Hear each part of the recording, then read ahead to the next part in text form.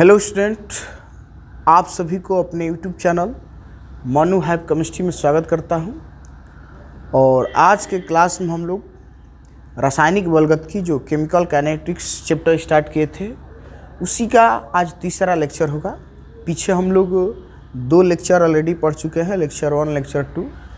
तो जो student lecture 1 lecture 2 नहीं देखे होंगे, ठीक है ना, उसको यूट्यूब पर सर्च करके देख लेना, ठीक है ना, chemical kinetics by Manu sir, या चैनल को खोल करके उसको देख लीजिएगा, उस पर भी दिखाएगा। मनु हैव केमिस्ट्री को सर्च करके देख लीजिएगा, ठीक है। तो आओ आज तीसरे लेक्चर में, आज की क्लास में हम लोग पढ़ेंगे अभिक्रिया की आणविकता के बारे में और अभिक्रिया की कोट के बारे में, ठीक है ना। कि आज के हम लोग लेक्चर में अभिक्रिया की आणविकता और अभिक्रिया की कोट पर विचार करेंगे, ठीक है ना। उसको पूरी बात समझेंगे कि अभिक्रिया की आणविकता क्या है और अभिक्रिया की कोट क्या है। तो आओ स्टार्ट किया जाए। अभिक्रिया की आणविकता।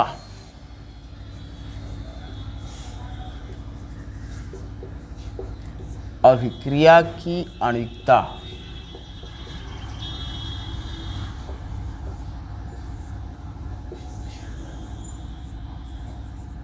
ठीक है।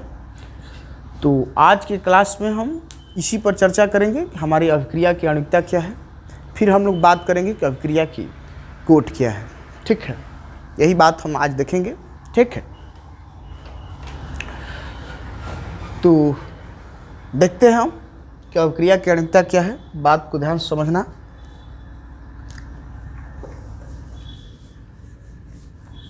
क्या होती है अभिक्रिया की आणविकता? यदि डिफिनीशन की बात आती है, अभिक्रिया की आणविकता की यदि डिफिनीशन की बात आती है, ठीक, तो अभिक्रिया की आणविकता की हम लोग डिफिनीशन देते हैं, ध्यान समझ लेना। डिफिनीशन देंगे अभिक्रिया की आणविकता का कि किसी रासायनिक अभिक्रिया में भाग लेने वाले, किसी रासायनिक अभिक्रिया में भाग लेने वाले अभिकारक अणुओं की संख्या को अभिक्रिया की आणविकता कहते हैं। परिभाषा देंगे हम कि किसी रासायनिक अभिक्रिया में भाग लेने वाले अभिकारक अणुओं की संख्या को अभिक्रिया की आणविकता कहते हैं। कहने का सीधा अर्थ है, मान लो कोई भी रासायनिक अभिक्रिया हो रही है, उसमें जितने अभिकारक अणुओं की संख्या भाग लेती है, जो भी अभिकारक अणु होते हैं ना, कोई भी रिएक्शन होता है उसमें अभिकारक भाग लेते हैं, अभिकारक अणु होते हैं, तो टोटल काउंटिंग कर लो कि जितने अभिकारक है टोटल सबके अणुओं की संख्या कितनी है, ठीक है। अभिकारकों के जो अणुओं की संख्या होगी उसी को हम लोग बोलते हैं अभिक्रिया की आणविकता। सपोज करो, जैसे हम एग्जाम्पल ले लें, जैसे अभी हम लिख दें, जैसे H2 + I2 reversible 2HI। Suppose करो ये हमारा रिएक्शन है, ठीक है ना। ये हम रिएक्शन लिखे हैं H2 + I2 रिवर्सिबल 2HI, ठीक। तो इसमें यदि हम आणविकता की बात करें कि जो उपर्युक्त अभिक्रिया है इसकी आणविकता कितनी है, तो ज़रा यहाँ देखो, 2 अभिकारक इस रिएक्शन भाग लिया है ना, H2 और I2, 2 अभिकारक भाग लिए हैं। अब देखो H2 के आगे कुछ नहीं है तो इसका एक अणु है, I2 के आगे भी कुछ नहीं है तो इसका एक अणु है। इसका मतलब H2 का एक अणु भाग लिया है और I2 का एक अणु भाग लिया है। दोनों को जोड़ देंगे तो 1 + 1 आंसर आ जाएगा 2।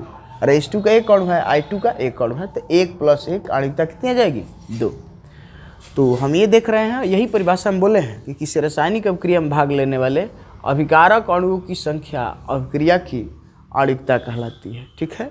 इसका मतलब इस अभिक्रिया की आणविकता हमारी कितनी है? 2 है। एक H2 का एक अणु है और I2 का एक अणु है, दोनों मिलकर 2 अणु बनाए हैं, तो आणविकता हम बता देंगे कि आणविकता 2 है, ठीक। उसके बाद थोड़ा सा एक और एग्जाम्पल देखते हैं। जैसे सपोज करो N2O5 टूट के बनाता है N2O4 + ½ O2। यदि इस रिएक्शन की आणविकता की बात है, ठीक है, यदि इस रिएक्शन की आणविकता क्या है, देखो इसकी आणविकता होगी क्या कि यहाँ ओनली N2O5 भाग लिया है और इसका मात्र एक अणु भाग लिया है, एक अणु भाग लिया है ना, तो इसकी आणविकता बता देंगे कि आणविकता 1। यहाँ 1 1 था तो 1 1 2 हो गया था आणविकता। यहाँ मात्र N2O5 अभिकारक का काम कर रहा है, इसके एक अणु है तो आणविकता हमारी हो जाएगी 1, ठीक। इसी तरीके से जैसे मान लो हम लिख दें N2 plus 3H2 reversible 2NH3। Suppose करो ये हमारे पास रिएक्शन उपलब्ध है, N2 plus 3H2 reversible 2NH3। ठीक, यदि इसकी आणविकता बताना होगा तब हम क्या करेंगे भाई? तो देखो इसकी आणविकता बताने के लिए हम करेंगे क्या,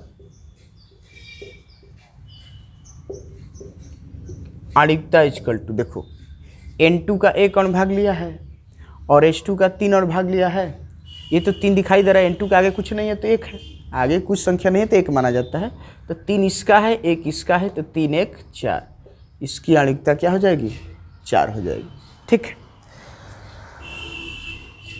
तो इस तरीके से, ठीक है ना, आणविकता को आसानी से समझा जा सकता है। ठीक है ना, एक बार और हम रिपीट कर दे रहे हैं कि आणविकता क्या होती है कि किसी रासायनिक अभिक्रिया में भाग लेने वाले अभिकारक अणुओं की संख्या अभिक्रिया की आणविकता कहलाती है।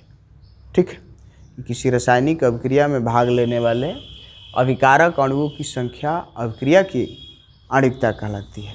ठीक, जैसे यहाँ देख रहे हैं H2 और I2 मिलकर 2HI बना रहे थे, इसमें इसका एक अणु 2 अणु भाग लिए हैं तो आणविकता 2 है। यहाँ मान ली N2 5 है, एक अणु है तो आणविकता 1 है। यहाँ N2 प्लस 3H2 2NH3 में देख रहे हैं कि इसका 3 अणु भाग लिया है, इसका एक अणु, तो आणविकता हमारी 4 हो जाएगी। ठीक, एक और हम एग्जाम्पल लिख रहे हैं, ज़रा गौर से देखना, एक और ज़रा हम एग्जाम्पल लिख दे रहे हैं। ठीक,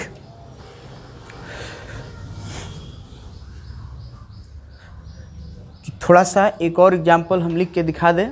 ठीक, सपोज करो ये ऊपर ही हम लिख दे रहे हैं एग्जाम्पल। ठीक, जैसे लिख दें हम 2NO plus O2 arrow 2NO2, 2 nitrogen इधर भी है, 2 इधर भी है, 2 2 4 4 ऑक्सीजन इधर भी है, 2 दूनी के 4 ऑक्सीजन इधर भी है। यदि इसकी आणविकता की बात करें तो देखो आणविकता कितनी है कि 2 अणु इसका भाग लिया है, 1 अणु इसका भाग लिया है, 2 1 3 अणु है। ठीक है, तो 2 में 1 जोड़ देंगे, आणविकता आ जाएगी 3।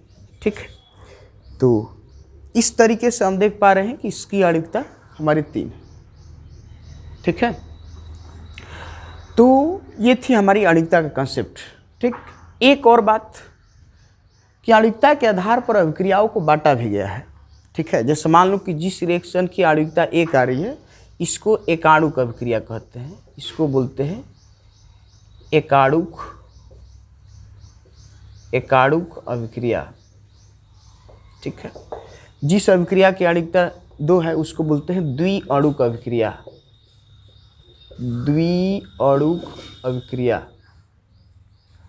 और जब आणविकता 3 या 3 से अधिक आ जाती है, जैसे यहाँ आणविकता 3 आई है, यहाँ 4 आई है, जब आणविकता 3 या 3 से अधिक आ जाती है तो उसको सिंपली एक लाइन में बहुअणुक अभिक्रिया कहा जाता है। इसको हम लिख देंगे बहुअणुक अभिक्रिया।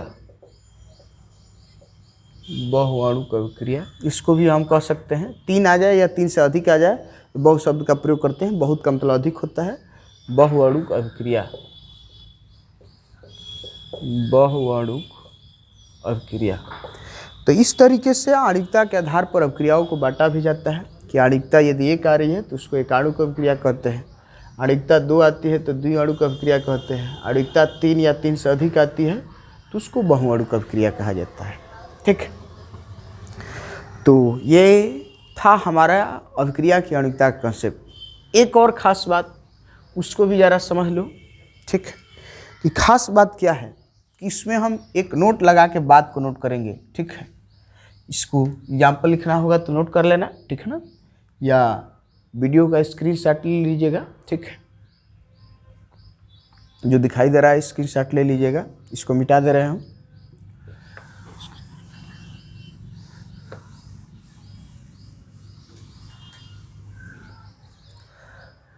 जरा एक और बात समझ लो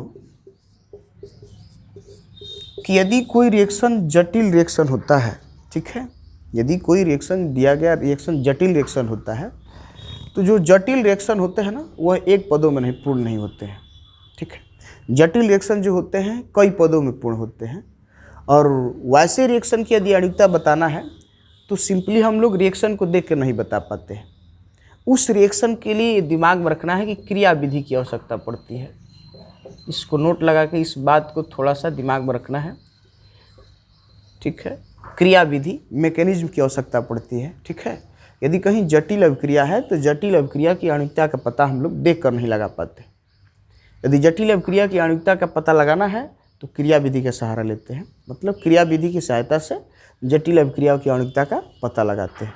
ये बात दिमाग में नोट रखना है, ठीक है ना, कि जटिल अभिक्रियाओं की आणविकता का पता रिएक्शन को देख करके नहीं लगाया जाता है, उसके लिए क्रिया विधि की आवश्यकता पड़ती है, ठीक। अब हम जरा बात करेंगे अभिक्रिया की कोट की, ठीक है ना। अभिक्रिया की कोट की हम बात करेंगे कि हमारी अभिक्रिया की कोट क्या है, ठीक। तो जरा देखा जाए कि हमारी अभिक्रिया की कोट क्या है।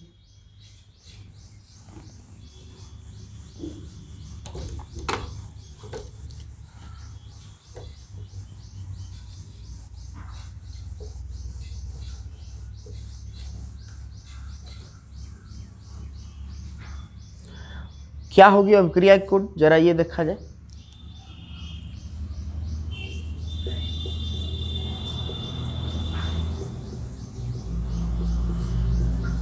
अभिक्रिया की कोट,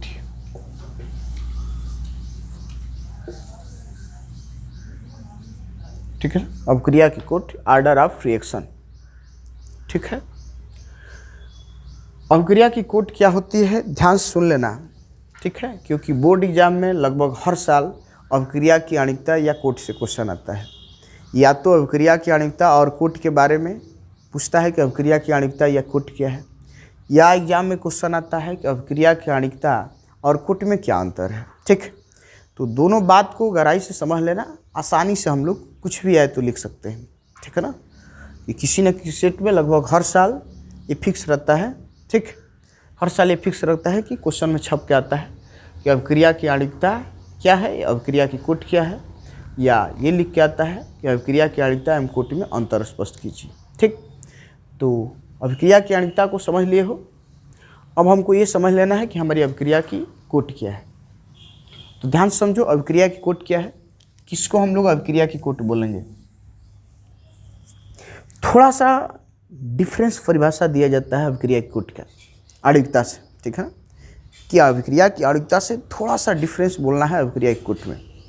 ध्यान से देखना हम डिफिनीशन क्या बोल रहे हैं, कि अभिक्रिया की कोट की परिभाषा दिया जाता है कि किसी रासायनिक अभिक्रिया में भाग लेने वाले, किसी रासायनिक अभिक्रिया में भाग लेने वाले अभिकारक अणुओं की वह न्यूनतम संख्या, ठीक है, कि किसी रासायनिक अभिक्रिया में भाग लेने वाले अभिकारक अणुओं की वह न्यूनतम संख्या जिसके सांद्रता में परिवर्तन होता है अभिक्रिया की कोट कहलाती है।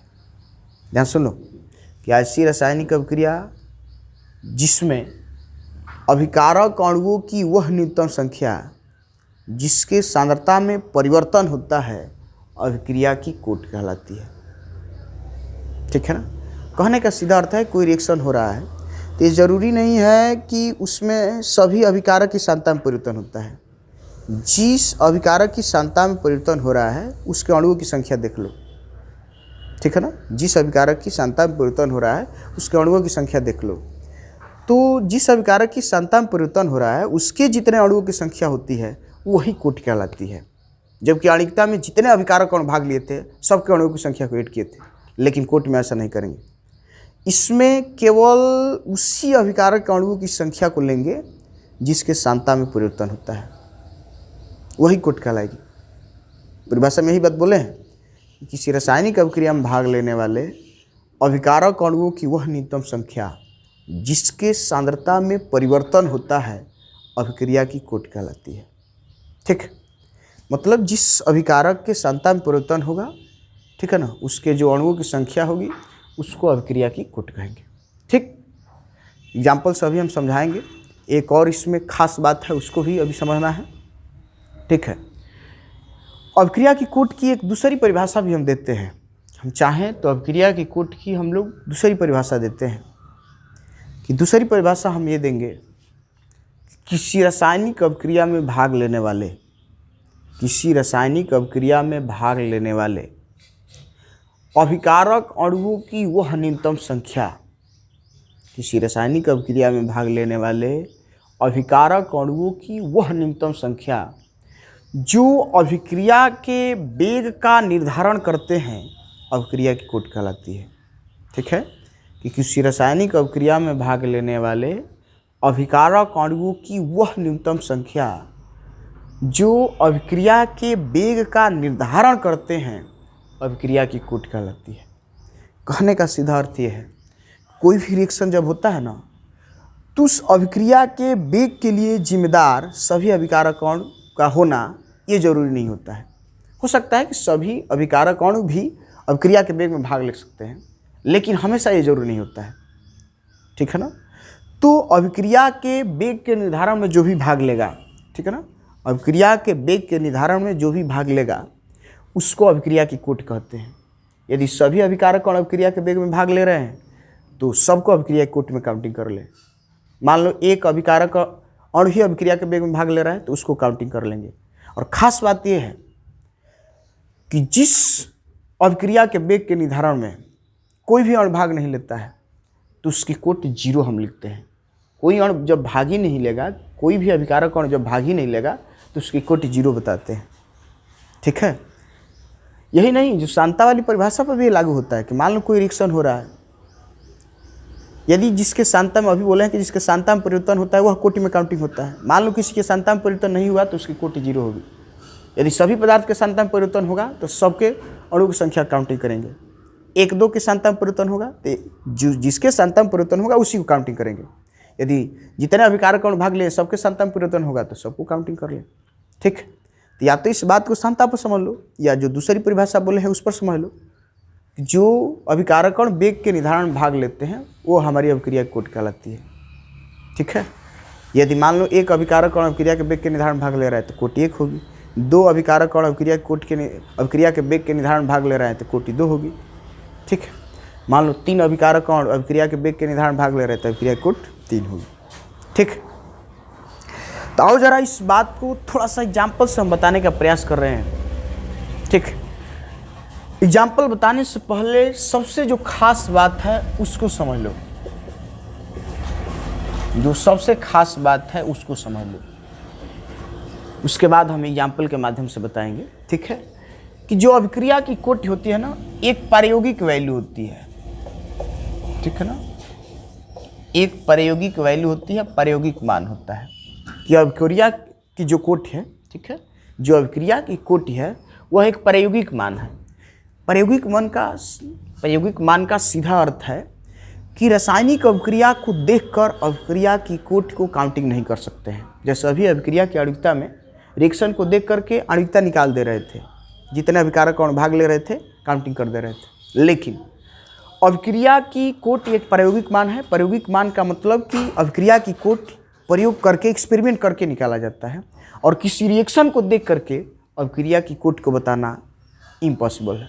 ठीक है ना, इसलिए इम्पॉसिबल है कि जैसे अभी हम डिफिनीशन बताए हैं कि जिन अभिकारक अणु की सांता में परिवर्तन हो रहा है उसी को कोटि में काउंटिंग करते हैं। तो मान लो कि यदि बोर्ड पर कोई रिएक्शन लिखा हो, कॉपी में कहीं किताब में रिएक्शन लिखा हो, तो उसमें कैसे समझ में आएगा कि किसके सांता में परिवर्तन हो रहा है?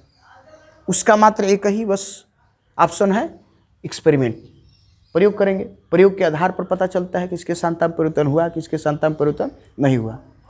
तो जिसके सांता में परिवर्तन होता है वही अभिक्रिया की कोटि में काउंटिंग होती है। तो एक बात पहले ही दिमाग में बैठा लो कि अभिक्रिया की कोटि एक प्रायोगिक मान होती है। ठीक है ना, मैंने इसको प्रयोगों के द्वारा ही निकालना संभव है, यदि रिएक्शन को देख करके कोटि निकालना संभव नहीं है। ठीक, एग्जाम्पल देने के लिए 2-4 रिएक्शनों की कोटि तुमको याद रखना है कि एग्जाम में अभिक्रिया की कोटि आता है, एग्जाम्पल देना है तो कोटि लिखना जब भी होता है, ठीक है, कोटि जब भी लिखना होता है, ठीक है, एग्जाम्पल लिखना होता है इसका, तो 1-2 एग्जाम्पलों को तुमको याद रखना है। ठीक है ना, 2-4 एग्जाम्पल को याद रखना है कि यदि उदाहरण लिखना हो तो हम आसानी से लिख सकें, वरना रिएक्शन को देख करके कोटि बताना संभव नहीं है। जैसे अभी देखना, तुम खुद डिसाइड करोगे कोटि कुछ और होगी, जबकि उस रिएक्शन की कोट कुछ और होगी, क्योंकि वह एक्सपेरिमेंट करने पर ही पता चल सकता है, इस तरह पता नहीं चलेगा। ठीक, तो एग्जाम्पल लिख रहे हैं। ठीक,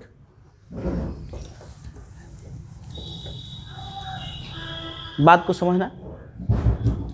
तुमको तो रिएक्शन, बहुत सारे ऐसे रिएक्शन होंगे कि तुमको देखने में तो लगेगा कि कोट कुछ और होगी, जबकि रियली कुछ और निकल के आएगी, क्योंकि वह बात एक्सपेरिमेंट पर डिपेंड है। एक्सपेरिमेंट करोगे तब पता चलेगा।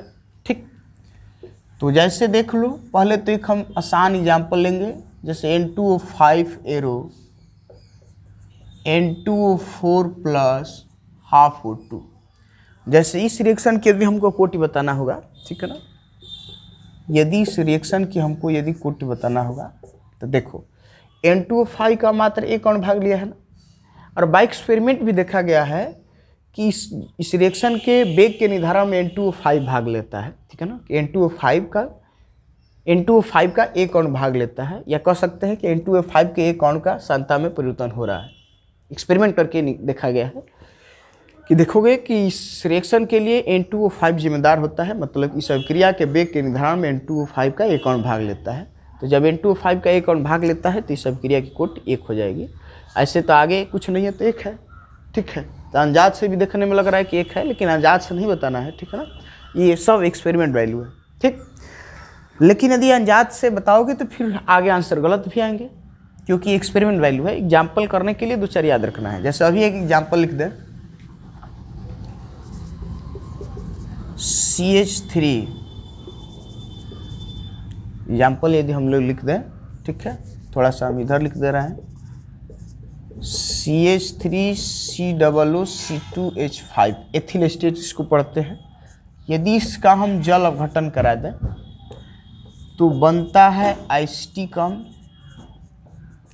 Plus ethyl alcohol.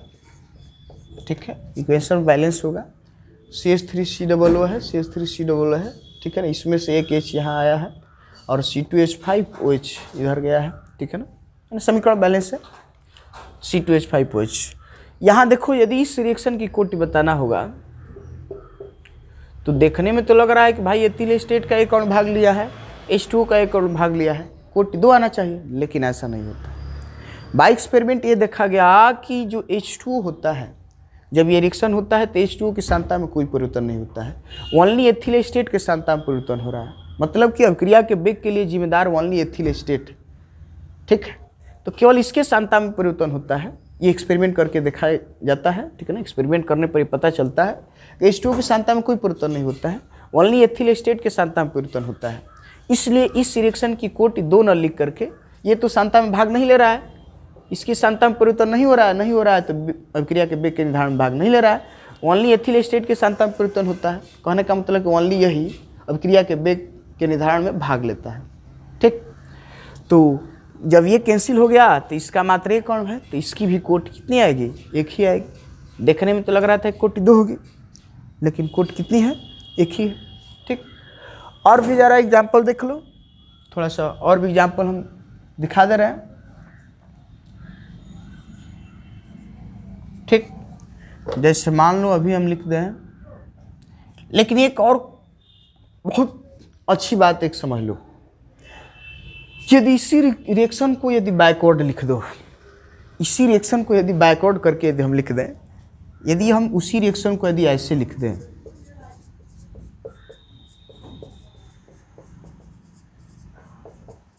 बहुत खूबसूरत बात है। ठीक है ना, ज़रा इसको समझ लो कि कुछ ऐसे भी तो रिएक्शन होते हैं कि इनके मिलने से ये बनता है तो इनके मिलने से भी ये बनता है। ठीक, कुछ ऐसे भी रिएक्शन होते हैं। तो यदि इसी रिएक्शन को हम लोग बैकवर्ड करके लिखें कि इसको अभिकारक बनाते हैं, इनको मिलाया है, ये बन गया है। अब देखो इधर देखोगे ना, यदि ये दोनों मिला के जब ये बन रहे हैं, मतलब कि Ht कम और एथिल एल्कोहल, ये Ht कम है, एथिल एल्कोहल है, जब ये दोनों मिलता है ना तो Ht कम बनता है और जल बनता है। ठीक, तो जब ये दोनों मिलते हैं तो बाय एक्सपेरिमेंट ये देखा गया है कि वही रिएक्शन लेकिन उल्टा करके लिखे है ना। अब उसमें ये मिलाकर ये बनाए थे, अब की बार ये दोनों मिलाकर हम ये बनाए हैं। ठीक है, तो ये देखा गया है कि यदि एथिल स्टेट Ht अम्ल है और एथिल एल्कोहल है। ठीक है, कि Ht अम्ल और एथिल एल्कोहल यदि ये दोनों मिलाएंगे तो बनता है एथिल एस्टेट और जल। तो रिएक्शन को जब बैकवर्ड कराते हैं तो ये तुम देखोगे बाय एक्सपेरिमेंट ये देखा गया वही रिएक्शन यदि उल्टा करा दिए हम, ठीक है ना, उन दोनों को मिलाकर इसको प्राप्त किए तो देखोगे कि अभिक्रिया के वेग में ये दोनों भाग लेते हैं। अभिक्रिया के वेग के निर्धारण में ये दोनों भाग लेते हैं, एसिटिक अम्ल भी भाग लेता है और एथिल एल्कोहल भी भाग लेता है। कहने का मतलब कि अभिक्रिया के वेग के निर्धारण में एसिटिक अम्ल भी भाग लेता है, एसिटिक अम्ल भी भाग लेता है और एथिल एल्कोहल भी भाग लेता है। दोनों अभिक्रिया के वेग में भाग लेते हैं। कहने का मतलब कि दोनों के सांता में परिवर्तन होता है। जब दोनों के सांता में परिवर्तन हो रहा है इसका मतलब कि दोनों कोटि में काउंटिंग होंगे। तो इसका एक और भाग लिया है, इसका एक और भाग लिया है, तो 1 1 2। इसका मतलब इस रिएक्शन की हमारी जो कोटि है, इस रिएक्शन की कोटि हमारी 2 हो जाएगी। ठीक है, इस अभिक्रिया की जो कोटि होगी हमारी, कोटि हमारी 2 हो जाएगी। ठीक है, लिख देंगे इस अभिक्रिया की कोटि हमारी कितनी होगी, 2 होगी। तो देख पा रहे हो ना, ये सारे एक्सपेरिमेंट वैल्यू है। ठीक है, ये सब देख पा रहे होगे तुम लोग, सारे एक्सपेरिमेंट वैल्यू है। ठीक, एक दो और एग्जाम्पल लिखेंगे। ठीक है, थोड़ी सी एक और बात समझ लो, एक दो और एग्जाम्पल हम दिखाएंगे। उससे पहले ज़रा ये देख लो कि जैसे कि आणविकता को अभी पीछे आणविकता पढ़े हैं, अभिक्रिया की आणविकता, कि अभिक्रियाओं को आणविकता के आधार पर जैसे बांटा गया है उसी तरीके से कोट के आधार पर भी अभिक्रियाओं को बांटा गया है। ठीक है ना, कोट के आधार पर भी अभिक्रियाओं को बांटा गया है। जैसे मान लो कि जिसकी कोटि 1 आती है उसको हम लोग बोलते हैं प्रथम कोट की अभिक्रिया, उसको बोलते हैं प्रथम कोट की अभिक्रिया, प्रथम कोट की अभिक्रिया। ठीक, जिस अभिक्रिया की कोटि 2 आती है ना उसको बोलते हैं हम लोग द्वितीय कोट की अभिक्रिया। जैसे ये कोटि 2 आई है तो इसको बोलेंगे हम लोग द्वितीय कोट की अभिक्रिया।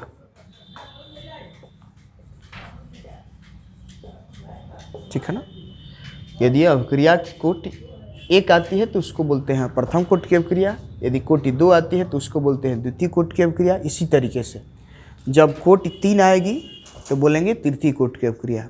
लेकिन ऐसे भी रिएक्शन है जिसमें कोई भी अभिकारक कण अभिक्रिया के वेग के निर्धारण में भाग नहीं लेता है। वैसे रिएक्शन के जब कोई भी अभिकारक कण अभिक्रिया के वेग के निर्धारण में भाग नहीं लेता है तो उस रिएक्शन की कोटि 0 होती है, 0 होती है, और वैसे रिएक्शन को बोलते हैं शून्य कोट की अभिक्रिया।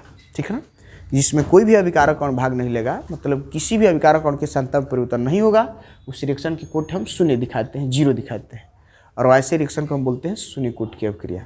ठीक, तो यदि कोटि 0 आती है, 0 आती है तो उसको शून्य कोट की अभिक्रिया, कोटि 1 आएगी तो प्रथम कोट की अभिक्रिया, कोटि 2 आएगी तो द्वितीय कोट की अभिक्रिया, कोटि 3 आएगी तो तृतीय कोट की अभिक्रिया। तो प्रथम कोट की अभिक्रिया, द्वितीय कोट की अभिक्रिया तुम्हारे एग्जाम्पल सामने उपलब्ध है। ठीक है, थोड़ा सा हम शून्य कोट की और तृतीय कोट जो बचा है उसका भी ज़रा एग्जाम्पल देख लो। ठीक है, इस शून्य कोट की अभिक्रिया और तृतीय कोट की अभिक्रिया क्या है, उसका एग्जाम्पल क्या है, शून्य कोट और तृतीय कोट की अभिक्रिया का।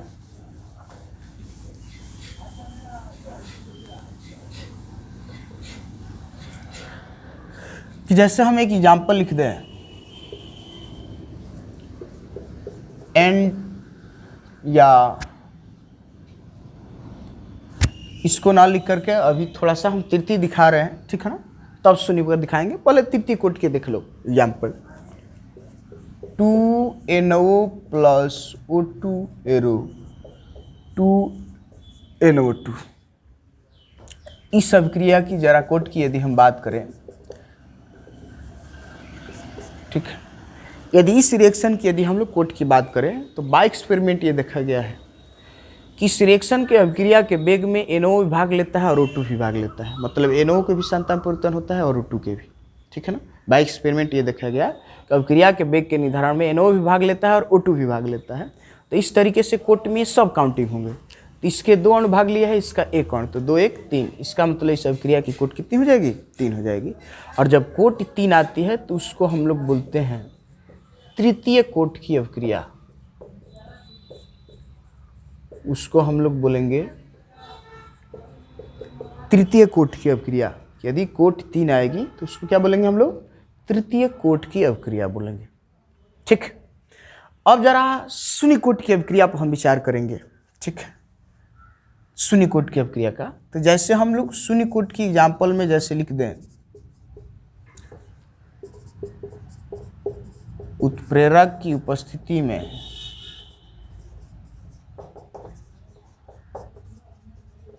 अमोनिया का तापीय अपघटन, ठीक है। उत्प्रेरक की उपस्थिति में अमोनिया का जो तापीय अपघटन होता है एक शून्यकोट की अवक्रिया होती है। उसी तरीके से उत्प्रेरक की उपस्थिति में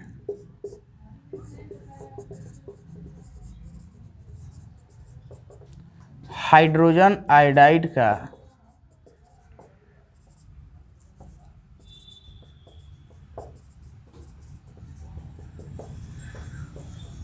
जो अपघटन होता है, ठीक है ना। उत्प्रेरक की उपस्थिति में अमोनिया का जो तापीय अपघटन होता है एक शून्यकोट की अवक्रिया होती है। उत्प्रेरक की उपस्थिति में हाइड्रोजन आयोडाइड का जो अपघटन होता है एक शून्यकोट की अवक्रिया होती है, ठीक है। ये थोड़ा सा एग्जाम्पल के रूप में याद रखना है कि उत्प्रेरक की उपस्थिति में अमोनिया का जो तापीय अपघटन है, ठीक है, एक शून्यकोट की अवक्रिया है। उत्प्रेरक की उपस्थिति में हाइड्रोजन आयोडाइड का जो अपघटन है वह एक शून्यकोट की अवक्रिया का एग्जाम्पल है, ठीक है। जैसे मान लो हम अभी लिख दें, ठीक है,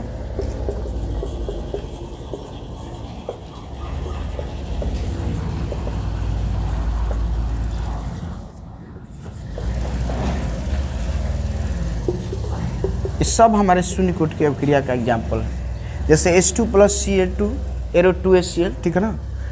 प्रकाश की उपस्थिति और बोरमीन जल के साथ क्रिया जब कराया जाता है H2 और Cl2, प्रकाश की उपस्थिति और बोरमीन जल की उपस्थिति में H2 + Cl2 तो बनता है 2HCl। जरा इस रिएक्शन की कोट के बारे में विचार करो तो कोट क्या होगी, कि देखने में लग रहा है ना, देखने में लग रहा है कि इसकी कोट 2 होगी, जबकि बाई एक्सपेरिमेंट देखा गया कि इस अवक्रिया के वेग के निर्धारण में न H2 भाग लेता है न Cl2 भाग लेता है। मतलब कि इस अवक्रिया की कोट क्या आती है, 0 आती है, कोट 0 आती है, ठीक है। तो इस सब की कोट 0 है, ठीक है ना। इसकी भी कोट 0 है, इसकी भी कोट 0 है, इसकी भी कोट 0 है, सबकी देख यहाँ लिख दे रहे हैं, ठीक है ना। ये तीनों रिएक्शन है ना, इन सब की जो कोट है ये कोट 0 है। उत्प्रेरक की उपस्थिति में अमोनिया का तापीय अपघटन, चाहे उत्प्रेरक की उपस्थिति में हाइड्रोजन आयोडाइड का अपघटन, या जो सामने रिएक्शन दिखाई दे रहा है, ये सब हमारे जो होते हैं शून्यकोट की अवक्रिया होती है। मतलब कि इसकी कोटि 0 होती है, सबकी कोटि 0 होती है, ठीक है। तो जब कोटि 0 होती है तो ऐसे रिएक्शन को हम लोग बोलते हैं शून्यकोट की अवक्रिया, शून्यकोट की अवक्रिया। तो ऐसे रिएक्शन को क्या बोलेंगे हम, शून्यकोट की अवक्रिया, ठीक है।